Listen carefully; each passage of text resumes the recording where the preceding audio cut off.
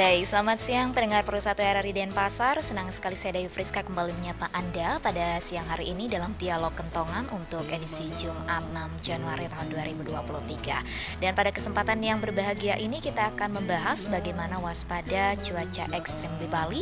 Karena kita tahu beberapa hari belakangan ini sejumlah bencana seperti pohon tumbang juga sudah melanda hampir merata di wilayah Pulau Dewata. Tentunya atensi semua pihak, baik masyarakat dan juga lembaga terkait lainnya harus terus dilakukan untuk meminimalisir dampak bencana yang ditimbulkan, baik korban jiwa maupun kerugian akibat dari bencana tersebut.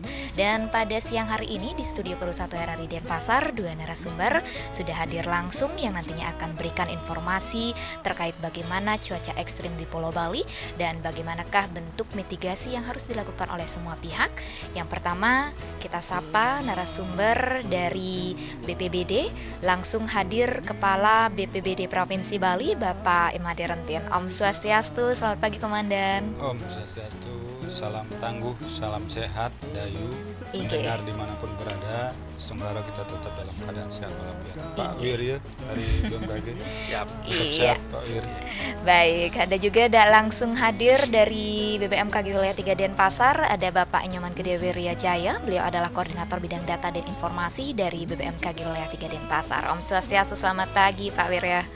Om Swastiastu, Dayu Friska, Om Swastiastu, pendengar Denpasar, selamat ada galungan kuningan ya, suasana masih hari raya nih King.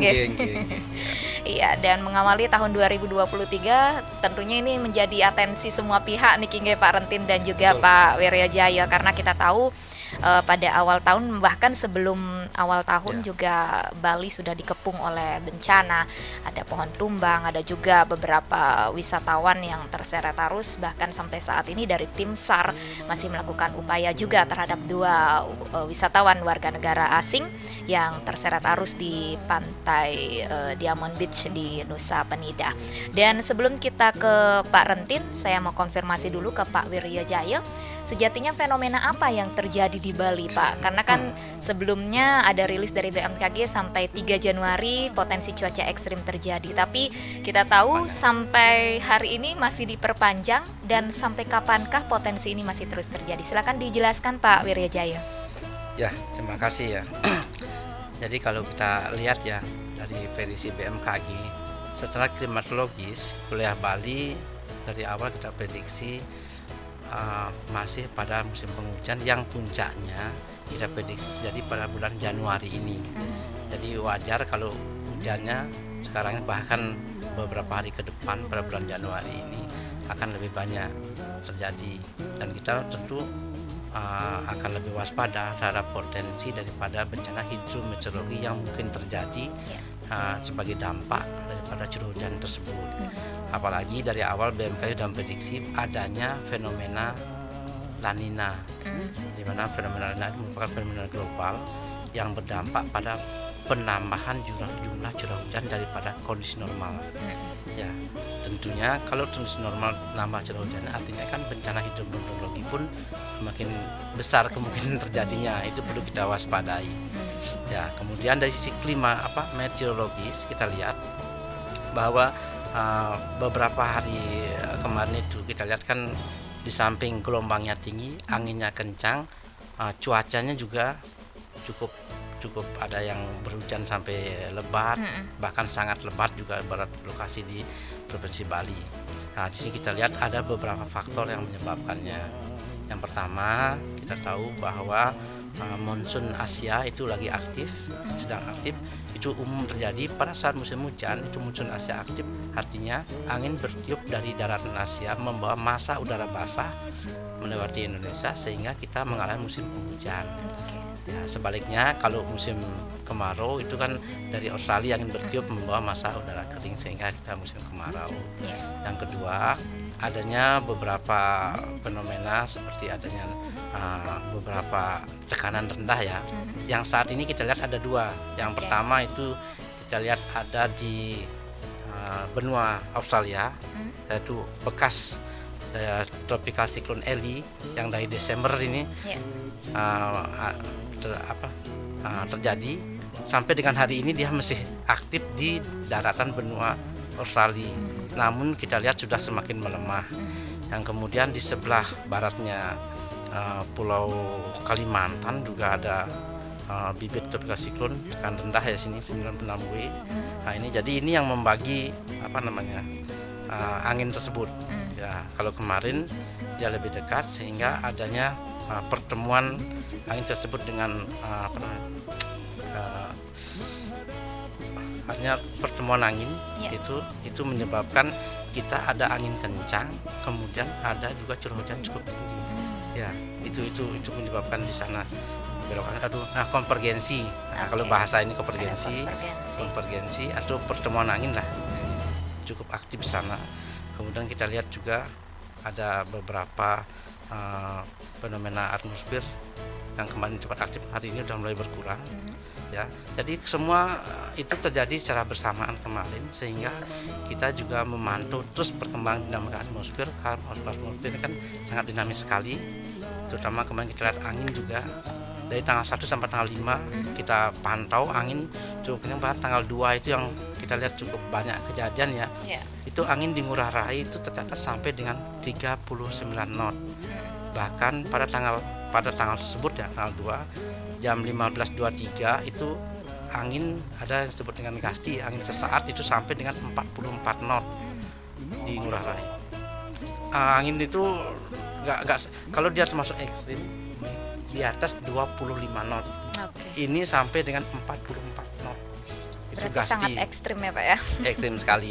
Ya kalau rata-ratanya 39, tapi ada gasti saat itu jam 15.23 itu sampai 44 knot atau 81 km per jam saat itu.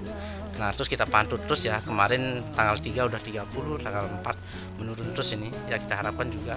Nah kita melihat permodelan sampai dengan hari ini dan besok itu masih potensi masih ada tapi sudah semakin menurun dari sisi angin maupun gelombangnya. Ya. Artinya dari pembaruan dari rilis BMKG sampai besok ini masih ada besok potensi masih ya Pak ada, ya? tapi akan menurun terus dan berikutnya kita harapkan akan terus semakin menurun mengarah ke normal. Artinya normal angin itu kan tidak sampailah ekstrim di bawah 25.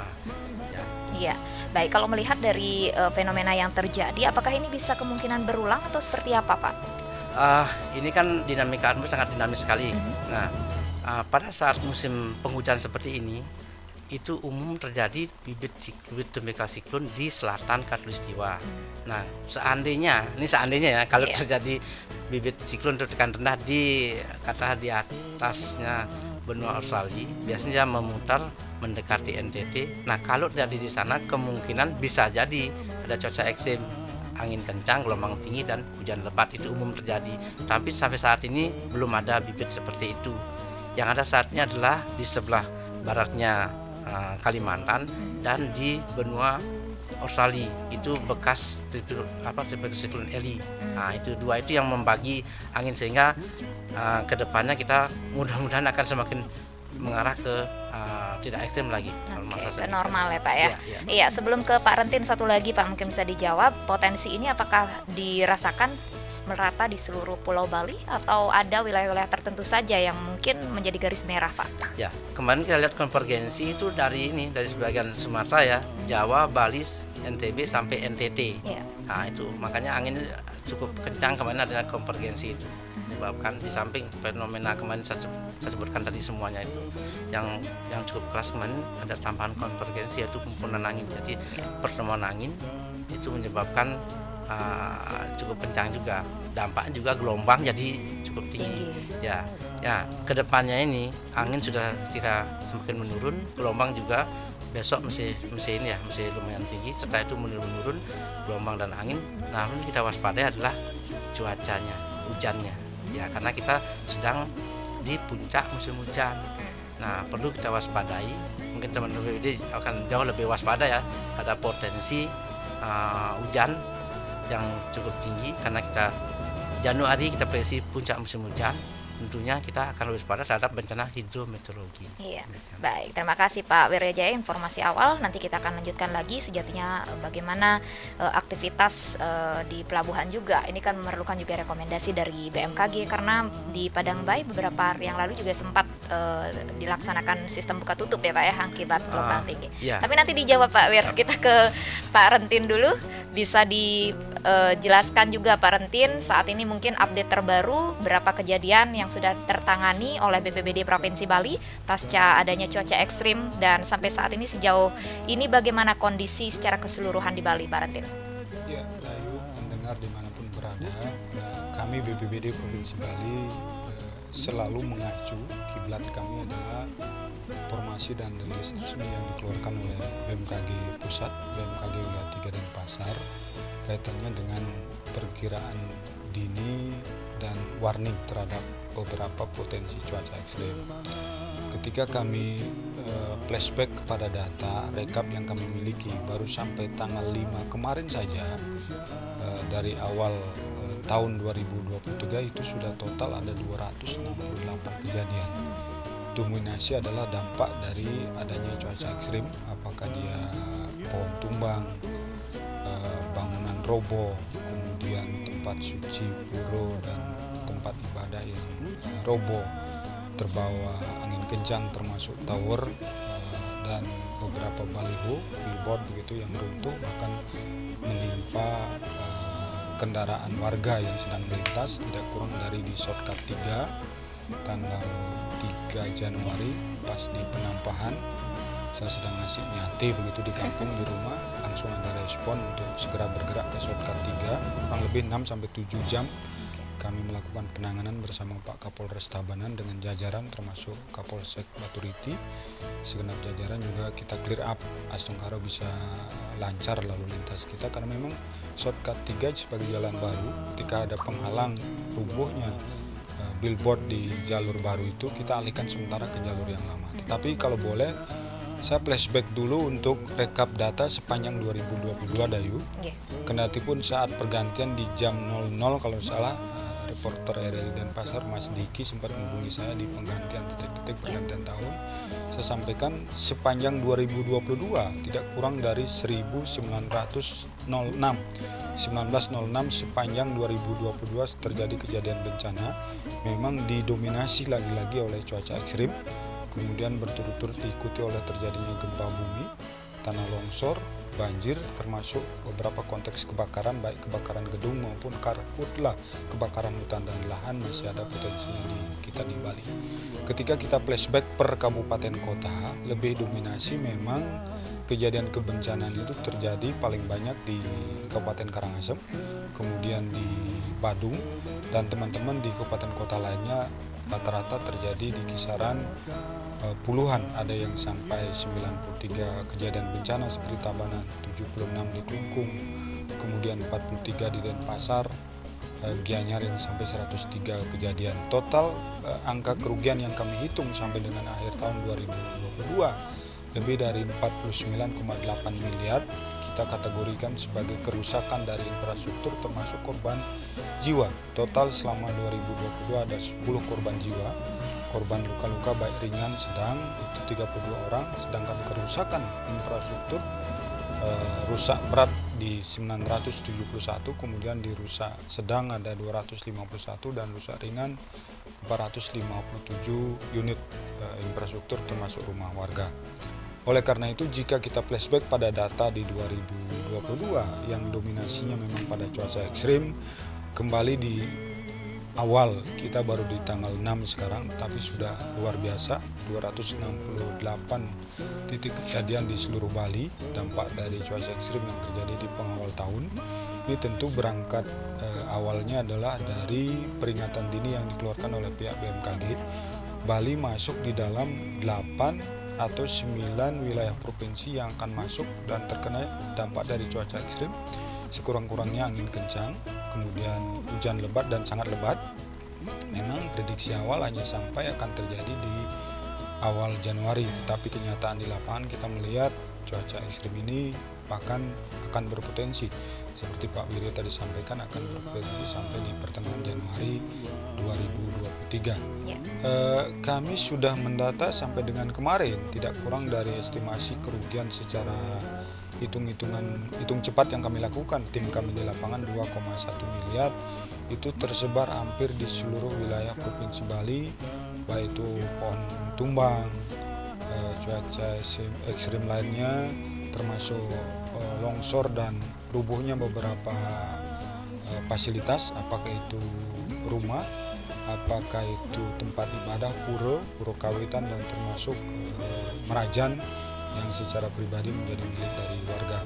Terhadap kondisi itu kami di BPBD Provinsi Bali, apalagi ketika kita flashback beberapa kejadian kebencanaan, tenggelamnya kapal penyeberangan dari Nusa Penida menuju Sanur yang Astonggaro dapat diselamatkan, yang dominasinya memang adalah warga negara asing turis, dan kebetulan di belakangnya melewati sempat terlewat adalah teman-teman dari kapal berikutnya sehingga mereka dapat menyelamatkan penumpang yang kapalnya tenggelam di perairan menuju Sanur tersebut.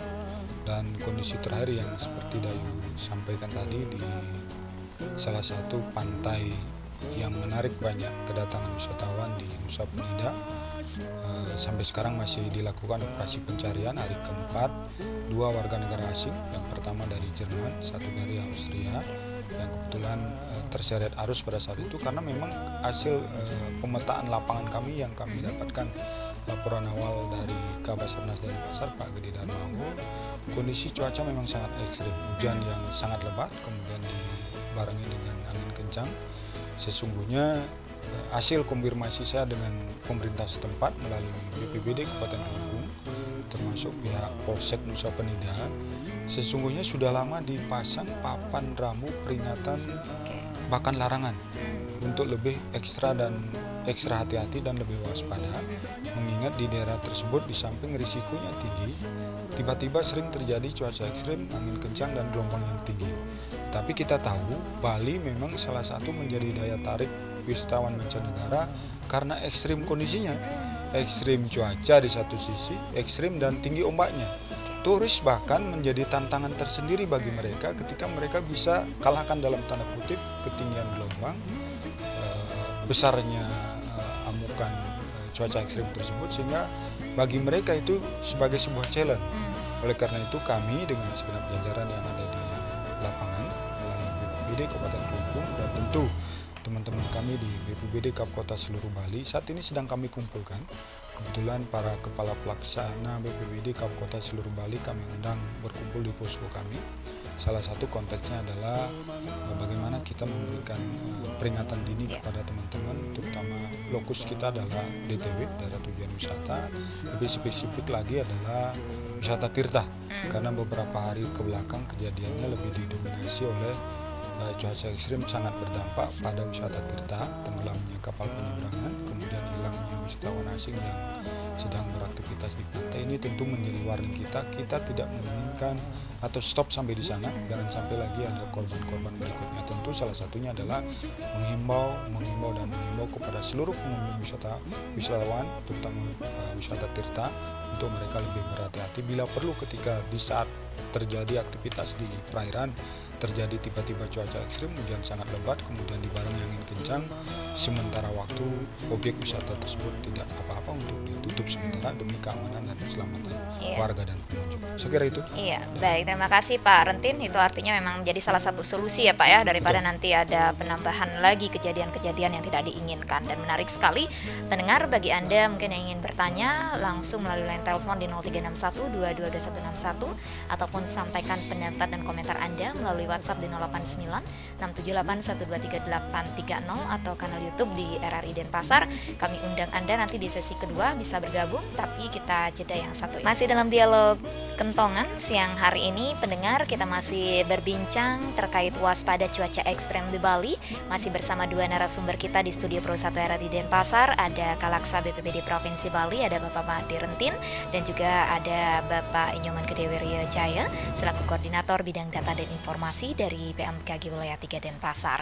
Di sesi 1 tadi sudah banyak dijelaskan bagaimana sejatinya upaya yang sudah dilakukan oleh pihak BPBD dan bagaimana juga BMKG sudah memberikan rilis resmi juga terkait dari potensi cuaca ekstrim yang melanda di Pulau Bali. Seperti tadi sudah dikatakan bahwa masih berpotensi terjadi sampai pertengahan Januari ini. Baik, bagi Anda yang ingin bergabung di line telepon di 0361222161, kami undang Anda satu penanya yang sudah masuk. Om Swastiastu, selamat siang. Om Swastiastu, selamat siang. Oke, sarang sirat titian Niki. Saya Bang Yani. Bang Yani. Saya Bang Yani. Iya, silakan Pak. Pensiunan PNS. Oke. Tahun 98. Oke. Saya lahir tanggal 16 Oktober tahun 38. Ada pertanyaan saya simpel Pak. Karena saya mendengar pakar-pakar dari dulu selama saya hidup. Badai pasti berlalu. Kita harus berpikir secara positif. Nah, itulah pertanyaan saya sekarang. Kita harus berpikir positif. Sekarang pertanyaan saya kepada bapak-bapak para ahli tugas-tugas, kapan kira-kira ini fenomena alam begini yang ekstrem ini akan selesai, akan berlalu? Nah, itu pertama. Yeah. Kedua, berdasarkan pengalaman saya selama hampir 85 tahun sekarang, karena saya kan belum tahun 1 Maret tahun 60, jadi tahun 62 pernah mengalami semacam ini juga. Karena saya bertugas sekitar lebih dari 10 kilo dari Denpasar ke barat. Hujannya begini terus sampai saya bertugas itu sampai pakai galer itu harus membelit, sepatu harus dipunggung gitu, karena jalannya itu tidak bisa dilalui dengan kendaraan, apalagi sepeda. Zaman dulu itu kan sepeda, jalan kaki saja tidak bisa. Saya harus berjalan melewati pematang sawah gitu. Nah, dia bencananya juga bermacam-macam pada waktu itu. Misalnya menjelang ini tahun 62 itu kan menjelang meletusnya Gunung Agung itu, sekira 60 tahun yang lalu ya. Februari itu 17 bulan 8 hujan abu tepat di sini jatuhnya di Denpasar tahun 63 itu saya alami. Nah, ini pertanyaan saya, apakah fenomena ini berapa kali berulangnya atau siklusnya itu. Kemudian pengaruhnya kan ada pandangan dari ahli-ahli lokal itu, lokal itu, misalnya ini pengaruh alam ini kan ada trilinge. Apakah ini pengaruh dari bumi, dari bulan, dan dari matahari dan dari bintang-bintang. Jadi bumi kita itu dipengaruhi oleh suasana bulan, peredaran matahari, ataupun peredaran bintang-bintang. Itu kan trilinge menurut ahli-ahli tiga dongkal. Kearifan lokal kita di Bali. Nah, itu pertanyaan saya simpel saja. Jadi kita harus positif thinking. Pasti badai akan berlalu, itu pakar-pakar kita dulu. Karena sudah juga dulu musim keringnya Pak. Pengalaman saya itu sampai berbulan-bulan, sampai tanah-tanah di Bali itu merekah semua. Sampai saya waktu itu kan masih agak kecil-kecil itu ngintip-ngintip jangkrik itu pada di sawah-sawah yang tanahnya merekah-merekah. Nah, tapi keringnya sudah pernah lama, musim hujannya juga pernah lama gitu. Yang saya alami yang dulu itu tahun 62 itu. Sampai pun nasib kita selaku ASN dihina oleh para tukang rumput. Karena saya bergaji 3.000, beras harganya 500. Baik. Kita bergaji 1 bulan 6 kilo beras, Pak. Inggih. Nah, itu sampai begitu beratnya kita dulu. Inggih, matur suksema sekarang Bapak pertanyaan benten saya malih itu nggih. aja. Nggih. Cepat saja, mudah-mudahan apakah kita positif pikir sekarang kapan barangkali badai ini berlalu. Iya. Mudah-mudahan Ampura cepat dengan berlalu. Bapak Sira wau niki? Saya Pak Maya. Pak Saya Maya. di bidang pendidikan. Inggih. Saking napi Pak Maya Denpasar nggih? Di sini saya di tetangga ini. Inggih. Saya di Dalung di. Siap, matur suksema Pak Maya. Mungkin di belakang Pak Maya bisa bergabung kembali di 0361 222161 ataupun di WhatsApp di 089678123830 dan juga di live YouTube kami RRI Denpasar. Ditanggapi Dumun niki nggih, mungkin dari Pak Wirajaya Dumun nggih sebelum ke Pak Rentin, ada 3 hal tadi yang ditanyakan oleh Pak Maya kalau tidak salah yang tangkap. Yang pertama, kapan fenomena niki akan berakhir? Dan yang kedua, apakah fenomena ini berulang atau ada siklusnya seperti itu? Dan yang ketiga, apakah ada pengaruh dari Tringel gitu ya? Tadi diungkapkan ada pengaruh bumi, bulan, matahari dan juga bintang-bintang. Silakan Pak Wirajaya. Ya, terima kasih Pak Maya Ring Dalung ya. Iya. Jadi memang badai pasti berlalu gitu ya. Tapi kita maunya badai kan tidak bisa kita cegah. Tapi kita maunya dampak dari badai itu seminimal mungkin, bahkan tidak ada dampaknya sama sekali buat kita. Dari sisi mungkin bencananya itu tidak ada. Makanya perlu kita perkuat di sini ada disebut dengan peringatan dini. Nah, dengan peringatan dini yang baik kita bisa mengurangi risiko yang mungkin terjadi, baik risiko harta benda maupun jiwa. Nah, artinya dengan teknologi kita bisa mengurangi semua risiko tersebut. Bisa dengan menambah pengetahuan ataupun melaksanakan pelatihan untuk meningkatkan keterampilan. Jadi 2 hal kita tingkatkan, yaitu pengetahuan dengan pembelajaran dan keterampilan itu meningkatkan ini dengan pelatihan. Nah, jadi 2 hal itu kita tingkatkan untuk pengurangan risiko bencana. Yang pertama, kapan ekstrim ini bisa berakhir, kan begitu? Ya, kondisi ekstrim ini kalau lihat di Indonesia secara umum ini tidak akan pernah berakhir karena bencana itu terjadi sesuai dengan waktunya. Contohnya, sekarang saat musim hujan itu kita lihat bencana hidrometeorologi, istilahnya basah ya. Ada banjir, longsor, angin kencang dan teman-temannya terkait dengan hujan. Kalau musim kemarau apa? Ya hidrometeorologi kering seperti kebakaran hutan, kekeringan, masalah air lah gitu, kekurangan air segala macamnya. Kemudian pada saat peralihan musim apa? Baik musim hujan kemarau maupun sebaliknya, itu karena atmosfer kita nggak stabil saat itu. Nah, kita terjadi puting beliung, bisa terjadi kilat, petir. Jadi sepanjang ini kita harus selalu waspada, berhati-hati dan menyadari bahwa kita berada di daerah yang banyak mengalami potensi bencana. Dengan demikian kita akan lebih berhati-hati dan selalu waspada dengan juga menyiapkan peringatan dini untuk pengurangan risiko bencana tersebut. Ya, jadi seperti itu ya. Jadi kita harus selalu berhati-hati terkait dengan fenomena yang ekstrim ini. Yang kedua, siklusnya berulang. Ya, terkait dengan bencana ini, hidrometeorologi maupun geologi itu memang ada siklusnya. Sebagai contoh, umpamanya ada disebut dengan El Nino, La Nina. Kalau El Nino itu dulu kejadiannya 2 tahun sampai 7 tahun sekali itu terjadi. Nah, kedepannya dan sekarang kita lihat dia semakin pendek waktunya. Sekarang sudah sampai 2 sampai 4 tahun itu terjadi yang disebut dengan El Nino maupun La Nina. Dengan ada seperti itu, potensi bencana pun semakin sering terjadi. Dan ini terbukti dari data BNPB kita lihat itu semakin tahunnya ke belakang ini kita lihat ya. Itu semakin banyak kejadian bencana hidrometeorologi dan yang mendominasi bencana itu adalah bencana hidrometeorologi, bukan bencana geologi, walaupun dampaknya juga sangat besar sekali bencana geologi tersebut yang makin sekitar 98% itu adalah bencana hidrometeorologi. Iya, Pak Wirajaya, sebelum ditanggapi yang ketiga, kita sapa kembali ya yang sudah bergabung pagi hari ini. Om Swastiastu, selamat pagi.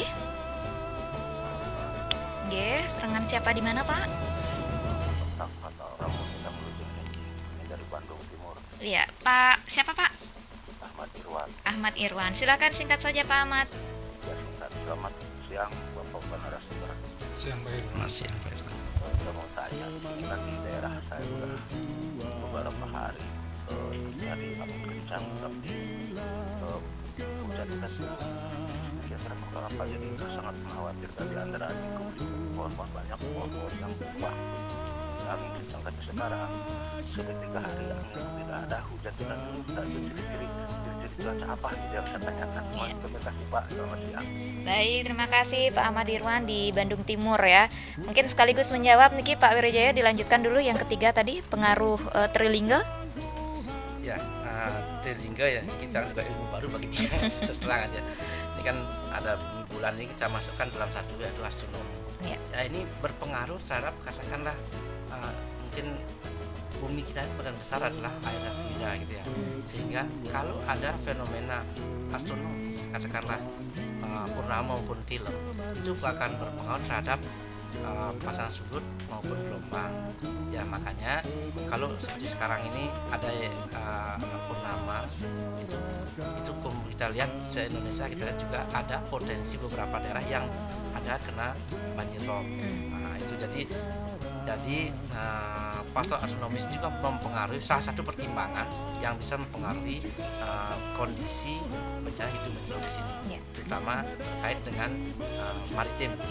Ya, ini ya, karena dia kan menarik gitu ya, sehingga ada mempengaruhi pasang surut. Oke. Baik, menyambung tadi pertanyaan Pak Ahmad Irwan. Ya, begini ya, jadi dinamika atmosfer ini sangat-sangat dinamis sekali, makanya kita selalu memantau perkembangannya. Nah, kalau sekarang kita lihat anginnya cukup kencang ya, dan kemudian hilang lagi sementara ini, itulah makanya kita selalu membedakan yang mana disebut dengan angin kencang, yang mana dengan puting beliung, itu kita bedakan. Kemudian pasti kita bedakan beberapa macamnya ada itu. Kita lihat kalau ini kan angin kencang, ini terjadinya cukup lama dan luasnya cukup luas, berbeda dengan puting beliung maupun pasti. Nah, kalau sekarang kita lihat adanya 2 tekanan rendah, yang satunya di sebelah barat daripada Kalimantan, dan satunya bekas siklon Eli di daratan Australia. Nah, ini yang membagi angin tersebut ya, sehingga kita sekarang agak lumayan, namun masih cukup tinggi juga angin di wilayah Bali saat ini ya, daripada kemarin-kemarin ya, dan kita harapkan sampai besok setelah itu akan menurun terus anginnya ya. Namun kita tetap waspada terhadap hujan, karena potensi hujan cukup tinggi, karena kita memprediksi puncak musim hujan terjadi pada bulan Januari. Makanya kita selalu mengeluarkan peringatan ini untuk 3 hari ke depan, dan kita perpanjang terus kita buat ini, karena untuk membuat perakiraan dengan akurasi cukup tinggi, makanya kita buat paling enggak untuk 3 hari ke depan sampai 7 hari ke depan ya, karena semakin panjang harinya tentunya akurasinya semakin kecil ya.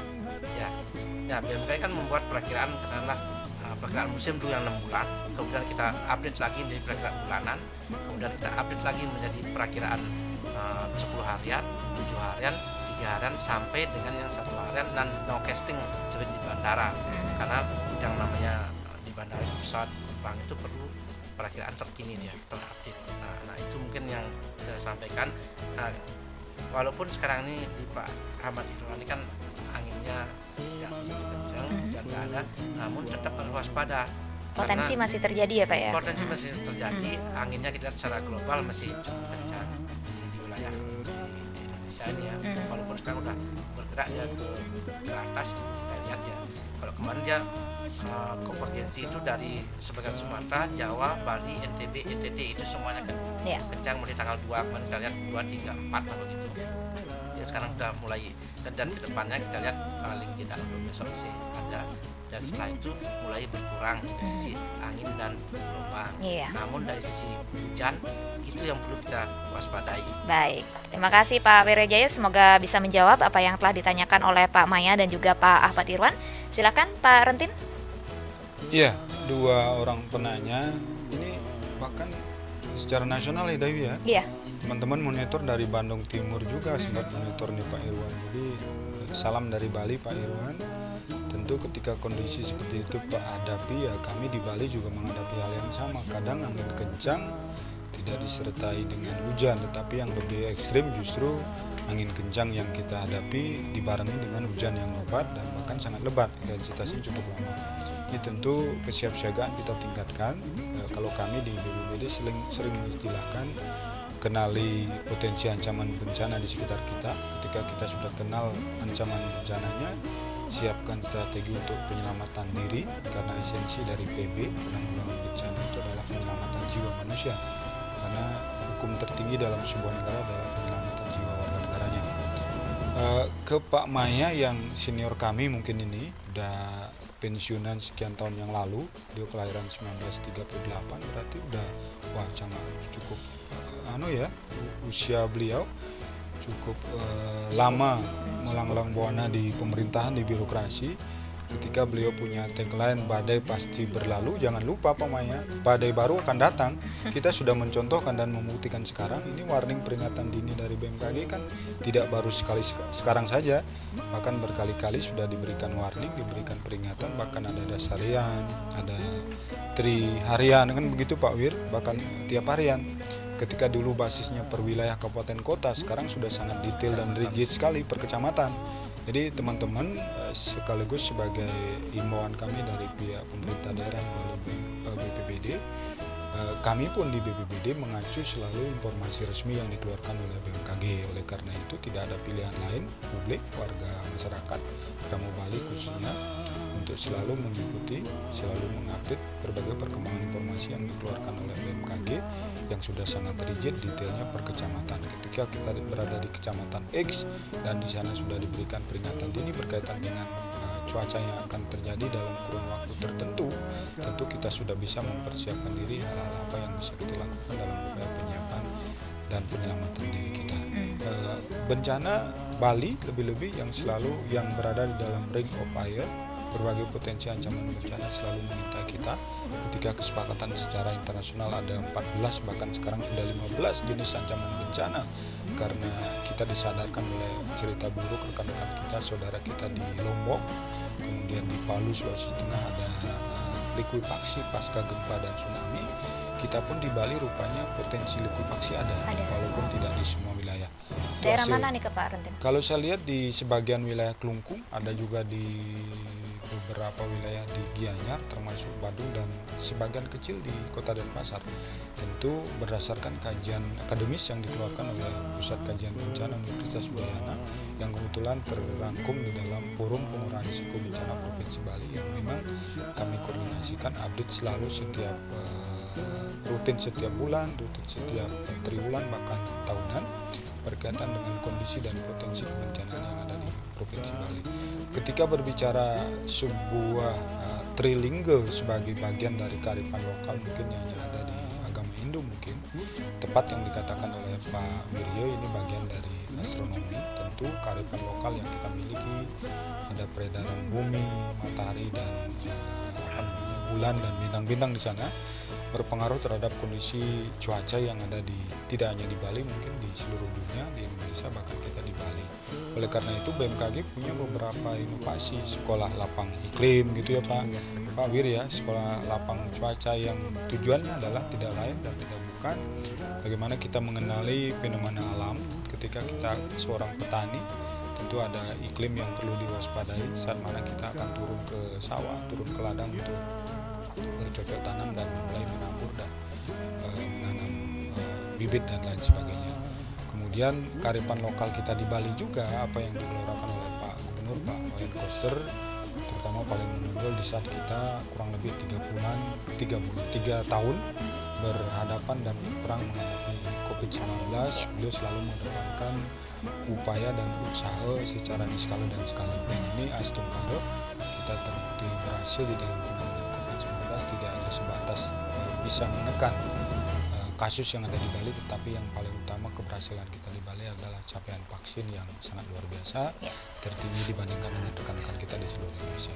Baik, dan semoga ini kita cepat bisa berakhir gitu ya Pak ya untuk pandemi COVID-19 di tengah juga gempuran dari fenomena cuaca ekstrim. Ya, kita masih punya waktu 3 menit lagi. Niki mungkin Pak Wiryajaya dan juga Pak Rentin bisa berbagi waktu untuk memberikan penekanan kembali dan juga himbauan kepada masyarakat sekaligus closing statement. Silakan dari Pak Rentin dulu. Ya, dedane sareng sami Keramo Bali Pembekas dan pendengar RRI Denpasar dimanapun berada, tidak hanya sebatas di Bali tapi seluruh Indonesia dan seluruh dunia bahkan. Kita di Bali memang menjadi sorotan, lebih-lebih berbagai event bertaraf internasional telah sukses kita langsungkan, tidak kurang dari 2 event besar, GPDRR di bulan Mei, G20 di bulan November 2022 yang lalu. Ini tentu tidak lain dan tidak bukan adalah kolaborasi dan sinergitas yang luar biasa dari semua pihak. Kami di jajaran pemerintah daerah, pemerintah pusat tentu tidak akan bisa berbicara banyak ketika tidak ada dukungan dari unsur tokoh masyarakat, kalangan masyarakat, dan semua komponen yang ada di masyarakat Bali. Oleh karena itu rasa terima kasih.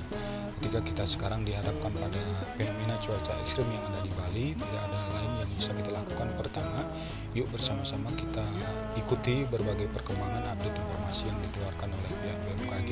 Ketika kita sudah tahu di sana ada peringatan dini bahkan cuaca ekstrim, perlu kita waspadai dan tingkatkan kesiapsiagaan.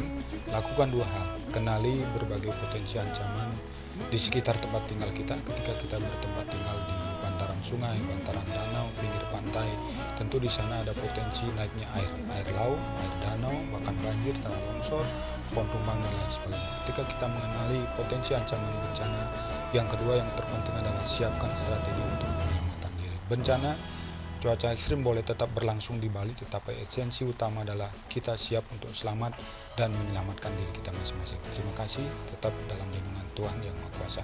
Iya, baik, matur suksema Pak Rentin. Silakan Pak Wiryajaya, himbauannya juga kepada masyarakat kita seperti apa pada cuaca ekstrim saat ini. Ya, terima kasih. Jadi BMKG sesuai dengan tupoksinya, kami selalu memantau perkembangan dinamika atmosfer untuk bisa memberikan peringatan dini kepada masyarakat. Ya, kemudian disimulasikan bagi cara sebenarnya kita ada beberapa sekolah lapang cuaca nelayan, sekolah lapang iklim, itu termasuk dengan tidak di RRI ini. Luar biasa sekali ini kita bisa mengedukasi masyarakat untuk memberikan pengetahuannya. Di samping pengetahuan yang pertama, perlu juga meningkatkan keterampilannya dengan beberapa simulasi yang dilaksanakan oleh BPBD bekerjasama dengan beberapa instansi. Nah, jadi lengkap sudah, ada pengetahuannya, ada keterampilannya bersama dari masyarakat. Kemudian dalam hal ini kami juga ingin menyampaikan beberapa hal. Yang pertama, kita selalu menghimbau pada masyarakat agar selalu berhati-hati dan waspada terhadap potensi cuaca ekstrim yang mungkin terjadi karena kita ini sekarang pada puncak musim hujan. Yang kedua, agar masyarakat selalu mengupdate informasi dari BMKG khusus terkait dengan peringatan dini dari sumber-sumber resmi dari BMKG, BPBD maupun sumber resmi lainnya yang bisa dipertanggungjawabkan. Yang ketiga, tidak mudah terprovokasi oleh informasi yang bersifat hoax. Saya rasa masyarakat semakin cerdas sekarang, semakin pintar, sehingga tidak mudah untuk terprovokasi untuk itu. Ya, dan apabila masyarakat masih membutuhkan informasi terkait dengan cuaca, iklim, gempa bumi maupun tsunami, bisa menghubungi BMKG.